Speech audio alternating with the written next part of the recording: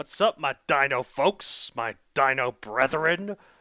I've got a Patreon! Oh, this is Matthew Donald, by the way. You probably should know whose Patreon you're signing up for before you sign up for it. Just a handy life tip, listeners, at patreon.com/Matthew Donald. There you can find bonus content for both the Ritwit and Paleobites, my two podcasts. For the Paleobites bonus content, we discuss pop culture featuring prehistoric animals. And this month, we're talking about Dinotopia, a land apart from time. This is the one that started it all in the Dinotopia franchise. The lovingly illustrated picture book extravaganza written and illustrated by James Gurney. It's great stuff. It's an amazing world. I would love to live there, except for the lack of internet. I couldn't live without the internet. Link is in the description for where you can sign up to the Patreon, especially if you're looking at this from Libsyn. It's right there at the bottom, paleobites.libsyn.com. It's right down there. Thank you for your support. Have a lovely day. Roar, growl, snarl, bellow. Welcome to Paleobites, the podcast with 13 direct-to-video sequels. All right. My name is Matthew Dahl, and each week I and a rotating series of guest co-hosts talk about and rate a genus of prehistoric animal, be it dinosaur, mammal, arthropod, and so on. This week I'm joined by the person who last episode summed up the noise of Denver with a saying. It's Laura Owsley. How are you? Hello, I'm great. How are you? I'm good. That saying was, hello, Brady Bunch. Hello, Brady Bunch. And isn't that just Denver, man? Like, Truly. no explanation needed. It's just... No explanation. We got our fair share of characters around here. Oh, man. It's good stuff. Good stuff. I like the city. I live in the suburbs, but Right, yeah. I mean, I think half the time most of us live in the suburbs, right? Like, yeah. Let's see. Okay, so here's the dinosaur related question I'm going to ask you. All right. This is sort of like last time you were on. This time, what is your least favorite movie? Oh, shoot. So I don't know if this is my least favorite, but the first movie that came to mind is Avengers. It's the one that came out in like 2018. Oh, Infinity War. Infinity War, Oh, baby. but I loved that movie. What? I guess if you're not into the superhero thing. Not into the superhero thing. So it felt like the whole time I was like, I don't know who anybody is. They're not stopping to like. Well, yeah, that's like watching a TV series in the season finale for the first time. So I guess this is fair. This is fair. Because by that point, they're assuming you're up to speed. So they don't explain anything. Like, every one of those characters has their own movie. So. This is fair. I also went with a coworker who was like trying to like talk to me throughout the movie, and was like, I am not a talker during a movie. I paid $9 to get in the door, so I am going to sit here and watch this. And that's the one that ends really badly. So, and I'm assuming you didn't watch the sequel, so you would just assume they all die at the end. Oh, no, then it was the one before that. Because I think the one I watched is not the one where everybody dies. Okay, where they all turn to dust? You didn't watch that one? No, I did not watch that one. Okay, wow, because I was going to say, if you watch that one first, that would be... I saw the original Avengers, the Joss Whedon one, and liked it, and then I saw whatever... Was it one with Ultron? Yes. Okay, so that one's also by Joss Whedon, actually. Oh, that's right. Because it was like, he did that one, and then they were like, maybe let's stop having Joss Whedon direct these. Yeah, because that one wasn't as well received. Yeah, I was going to say, if you had seen Infinity War, that's the one with like 30 characters. I'd be like, of course you wouldn't know who everyone is. Because that introduces, all the Avengers, plus Doctor Strange, the Guardians of the Galaxy, like, I don't know, let's see who else. Black Panther is in it too. And I think everybody was in that movie as well. It was just one of those movies that it very much felt like you're not watching the season finale. You're watching like the middle like 3 political episodes. Right. But like, yeah.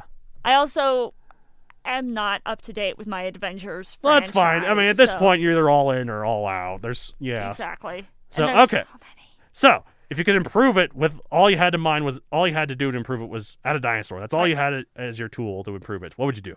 I would take a dinosaur that is carnivorous and evil. Yes. And I would throw one in there, because then it will not only take out Ultron, it'll also take out half the superheroes who the whole movie are just like being narcissists and arguing for the sake of arguing. That's true. Yeah. That one's probably my least favorite Avengers movie. It's the one with the weirdest romance too. I don't know if it was like between Black Widow and the Hulk. Yes. That one, they've ignored that since. And Yeah, that was not set up beforehand. No one liked that romance. So It was a choice. It was a choice. There was also a very dirty joke in there that I remember looking around the theater and being like, was it the There are Prima Nocta one? maybe. Yeah, when they're trying to lift a hammer. Yes. I was like, there are children in this theater. Like, Yeah. but I'm sure, like, adults from movies when we were kids were like, that's a very dirty joke. Can we have that in there? I watched Who Framed Roger Rabbit on Disney Plus recently. Oh my gosh, I loved that movie as a kid, and I watched it as an adult. I was like, who let me watch this? Yeah. I wouldn't let my niece watch this, No. and she's like 12. It's man, some people really like Jessica Rabbit though. She's never done it for me. So many people, which, Like- to each your own. The one who really does it for me, and you'll probably like this, is Chell from Road to El Dorado. Oh my gosh, yes. Okay, she is a very pretty lady. Yeah. I will say that, like, so I am a lover of Facebook groups. Yes. So I have so many Facebook groups because there's a community of Facebook groups that are just about being in Facebook groups and Yeah. groups with crazy names. Mm-hmm. But there's a Facebook group called the Road to El Dorado Gold Posting. I'm actually on that group too, and I've seen you like some of them. So, I had no idea. That's amazing. Are you part of the Road to El Dorado Gold Posting backup? yeah. No, I'm not on that one. Oh, I'll add you. It's because the original group got what they call zucked, Oh no. which is where Facebook takes it down, so they call it zucked because of Zuckerberg. Oh right. And it got taken down because the Facebook algorithm saw the jaw, the like Spanish laughter of J-A-J-A-J-A as like some sort of dirty word. And so because that was on like almost every post, they took it down. Oh no. Okay, so how the world do I segue into this? Okay. Here we go. Facebook getting rid of the Road to El Dorado gold posting group is utter bullocks. And speaking of bullocks, we're talking about Bullockornis, That's the best transition yet. which is named after a region in like some creek in Australia, but it's known informally as the Demon Duck of Doom. The Demon Duck of Doom. Isn't there some kids show or like animated show about like an evil duck? Probably ducks are evil. I'm gonna Google this on air because this Any is good podcasting. any part of DuckTales where there was an evil duck, like Magica Dispel, what is her name? That witch one? Wow. I was not a DuckTales No, kid. I only watched it a bit. Like, That was it. Well, that was one of those 80s animated, yes, wasn't it? that was, yes. Yes. All right, so while you're looking that up, type it as a dromornithid, a group of birds distantly related to the duck, goose, and chicken families. Size 8 feet / 2.5 Oh. meters tall, Oh, no. 550 to 600 pounds, 250 to 275 kilograms. Okay. That's a very large duck. I'm afraid of the geese at the park. Yeah. So this sounds way more frightening. It's a demon duck It's a demon duck. of doom. The ultimate duck game. Diet's probably herbivore. Its beak is enormous and designed to shear, which means many originally thought it was a carnivore. However, its beak is also similar to several herbivorous birds today, meaning some think it was actually a herbivore. Huh. Time to decide now. Well, I think the real way to decide is you put it in a, like, dome death match with another dinosaur or prehistoric creature and see what happens. So I was going to say, well, the way to decide was just to get it in a cage and have 2 food bowls, one with plants, one with meat. Which one does it eat? That would be the much more tame version. Yeah, that's true, but yours is like hardcore deathmatch. I'm let's here to who- see the battle royale of ducks. Yeah, I mean, yeah. Also, this is great podcasting, but this is what I pictured the duck to look like. Oh yeah, look at that thing. It's got a cape, It's got a cape, it's got some devil horns, and a very it's got- evil grimace. grimace with teeth, because With you know teeth? cartoon birds always have teeth. Of course. You ever seen Iago? Gosh. All right, time into late Miocene, 16 to 11.5 million years ago. So more recently than the dinosaurs, but still a ways back. Sure. Location Australia, as it would be. Right. Of course. Described Of course. described 1979. Pop culture appearances. You ever heard of Untitled Goose Game? Yes! That's what I was referencing earlier! Yeah, I'm assuming that little rascal in that game was a Bullockornis. Ah! Other than that, I couldn't find any, which is a damn shame. I actually just bought an art print. Have you ever seen the movie Hot Fuzz? No. It's a great film. It's one of my favorites. I've never liked Edgar Wright. Oh, wow. Like, I've tried to watch... I'm second-guessing this friendship. I mean, every time I watch one of his movies, I always think, you're trying way too hard. And this is coming from someone who also tries very hard. So I have no room to talk. But Pot calling the kettle black a little. Yeah, but I've never found his movies that funny. That's fair. I guess it's not everyone's cup of tea. No, it's definitely Hot Fuzz is one of my favorites. It's a take on the buddy cop. Yeah, I remember what it's movie. about, yeah. But there's a great bit where they're chasing a swan. Oh, okay. And I got an art print recently that says Untitled Swan Game. Ooh. And it's the two characters from Hot Fuzz chasing a swan in that Nice. style of the game. So are you controlling the two guys in that game or the swan, I wonder?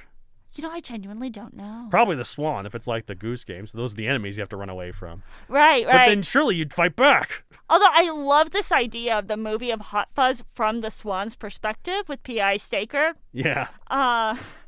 This is my favorite. It's pretty good.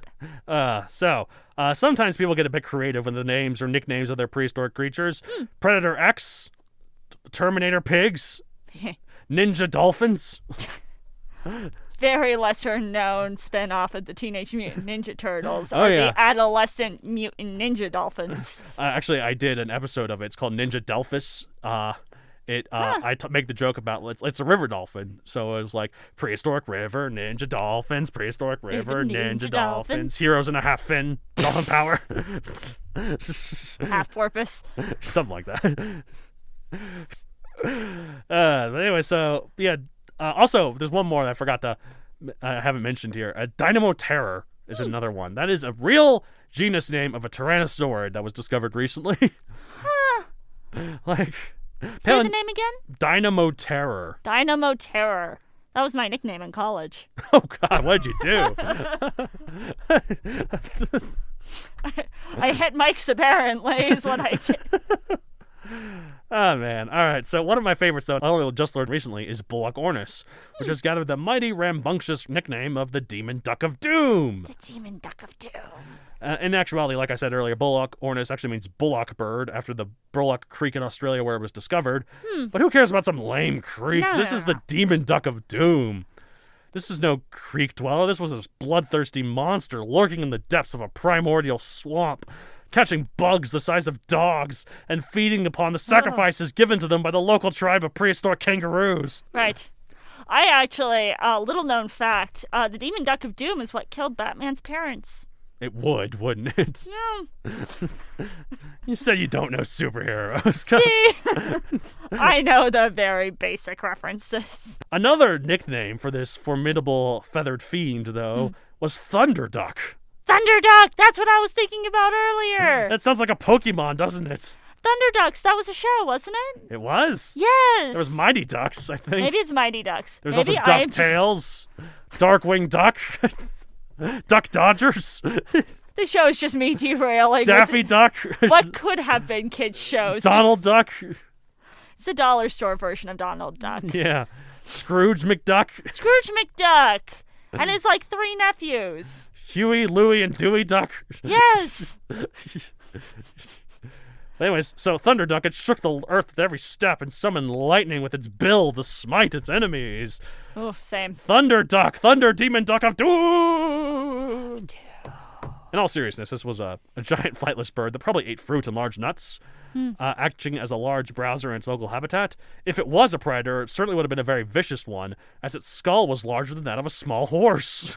I think this is the one that I looked up and, it's called the Demon Duck of Doom. It's very cute. It is pretty cute, but that bill, man, think of the crushing power it could have had with that thing. My pet cockatiel's bite hurts sometimes, and her skull's the size of a grape.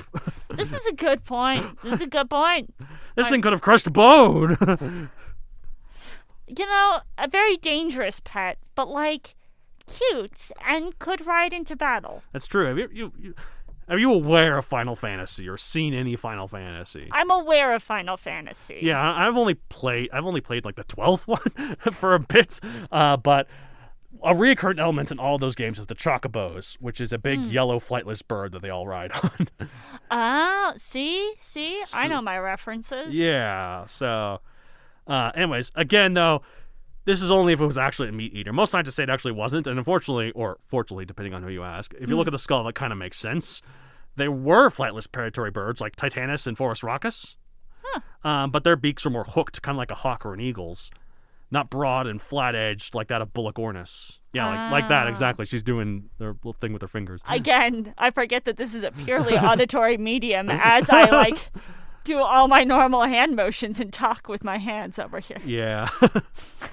So, as cool as it would be to imagine this demon duck of doom being a real doom-giving demon duck, was probably just a humble herbivore. That's not to say it wasn't dangerous, though. I mean, look at modern flightless birds like ostriches, emus, and cassowaries. Yeah, I mean, you just said yourself, your pet bird is a little dangerous. She is. If she and wanted... she's like 5 inches tall? Yeah, something like that. I mean, not even that. She's like... Yeah. I'm doing the motion again, too. Like, this is audio only. Come on, listeners, you can see my hands here, right? My unprofessionality is contagious. But so none of those flightless birds of the modern days are carnivores, and yet they can really mess you up if they want. Particularly cassowaries, which are basically modern-day velociraptors. Huh. Yeah. That's a good point. I've never thought of them that way. So, yeah, still don't mess with the thunder duck, or else it'll bring you doom. Demon doom. Demon doom. And a Beelzebufo. We've got a real theme going on here. We do, don't we? It's a very demon-based dinosaur podcast. Yeah, well, dinosaurs... There was a Diabloceratops. Oh, shoot. I have not done an episode on that yet, but... So, we're skipping our next dinosaur, and... Oh, good. I gotta write something up real quick. Let's see. Wikipedia!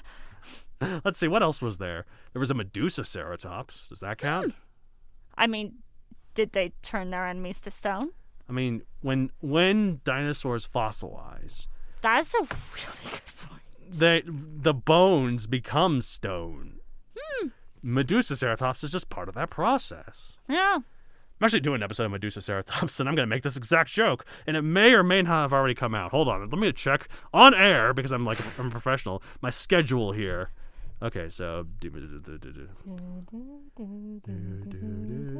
Livia Titan, Dinornis, Denversaurus... R.I.P. Bullockornis, there we go. Bullockornis comes out May 18th, 2021. I think that's my brother's birthday. Oh, happy birthday, your brother! and according to my schedule right now, sneak peek listeners, if this turns out to be true, my Medusaceratops episode is going to come out 7/6/21, so July 6th. Hey, look at that. Yeah. That is 18 days before my birthday. I'm famously bad at math. Yeah, that's right. Your birthday is really close to mine. That's right. When's your birthday? July 20th. That's right, because I'm July 24th. Yeah. Yeah. The epic podcasting week of birthdays. All right, so let's rate this demon duck of doom. The demon duck of doom. 1 out of 65 million. I rate it 6 seasons in a movie. 6 seasons in a movie. Oh, Community. Hey. There is 6 seasons. Eventually, there were 6 seasons. Eventually, yeah, they got all 6. They just haven't had the movie. Come on, movie. Yet. Yeah. Come on, guys. So, yeah, I really like that show. That one. I don't know what's fun. Because, that show also seems to kind of try pretty hard. So why do I like it better than Edgar Wright? I don't know. Yeah, this is the important question, though. Do you like Rick and Morty? Yeah. Okay. Yeah. I'm okay with Rick and Morty. It's done by the same guy. Yeah, Dan Harmon. Yeah, sure. Yeah, Rick and Morty also tries pretty hard. Tries very hard. Yeah, so maybe it's because Edgar Wright's British. Wow. This is a very divisive podcast. I don't know, it's just that British... That is famously when British against the people British. try too hard, they seem way snootier to me. I don't know. Huh. I mean... I don't know. Believe me, I'd love to figure it out. This is angering our British fan base. A lot of British people are fine as long as they don't try too hard. That's what I'm saying, yeah. The famous famous ordeal that everybody knows about the British. They're fine unless they try too hard. You know, Edgar Wright was originally going to do Ant-Man for Marvel. I didn't know that. Yeah, but then he didn't want to. He had it in the pipeline for many, many years until by the time it was about to come out, he had to get to a point where he had to insert a lot of other Marvel references, because by that point, there was the whole Marvel Cinematic Universe had started to become a thing. He didn't want to do that, so he left, but he's still credited as one of the writers. Huh? And that movie's pretty good, but Edgar Wright fans will not let it go about that movie could have been so much better if Edgar Wright had stuck around. I'm like, we don't know. It could have been crap. I gotta say, I did not see Ant-Man, but I think it would have been better with Edgar Wright. You would. Nah, it's okay. It's fine. After this, Matt and I will go into the back alley and fight it out. You know what's one thing? This will get people so mad at me, they'll completely forget the Edgar Wright thing. I like the Star Wars prequels more than the originals. Honestly, same. I grew up with the prequels. Yeah, there we go. Okay, we're friends again. All right. Okay. That's all it took. Okay. All right. So, what am I going to rate this thing? All right, you're rating it 6 seasons the movie. I'm going to rate it. Okay, well, I'm going to start with my normal boring rating of like 45 million. It's pretty cool. But my Pretty good. wacky, silly rating, 2.5 Untitled Goose Games. That's better than mine, actually. Yeah. Let's edit this so that I said that instead. No. Okay, here's the going back. I rate it 6 seasons in a movie. What do you rate it? I rate it 2.5 Goose Games. Whoa! Why didn't I think of that? This is quality content. All right, well, that's it for this week. If you want to get a hold of the show, you can contact me at mattd@matthewdoncareer.com for any questions to either questions. Try that one again. Questions for. I don't know. If you have any questions for Matt, you can reach him at MatthewDonald64 on Instagram, Twitter, and Facebook. Yeah, well, that's Matthew Donald Creator on Facebook, Ah. and my email is mattsd@matthewdonaldcreator.com. I have a book. Thank you for cutting. What I'm here for. All right. If you want to follow, I have a book series on Amazon, Megazoic, available for print and Kindle. It's way better than it sounds. It's better because it doesn't have me interrupting Matt every 2 minutes. It's all right. Give it a look. Dinosaur sci-fi. Pew pew roar.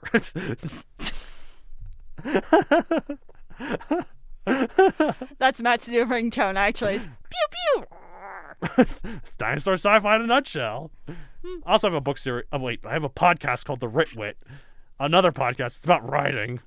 I'm not a good speaker, as you can tell, but I'm a pretty dang good writer, I'd say. I mean, I'm all right. I'm no Shakespeare. Yeah. But who is? Some people even say Shakespeare isn't Shakespeare, Like, This is true. because, like, the anonymous sort of thing where, like, he got other people to write his plays, that conspiracy theory. Some people say so we have no reason to know Shakespeare was not 20 ducks in a trench coat. It's true. That's true.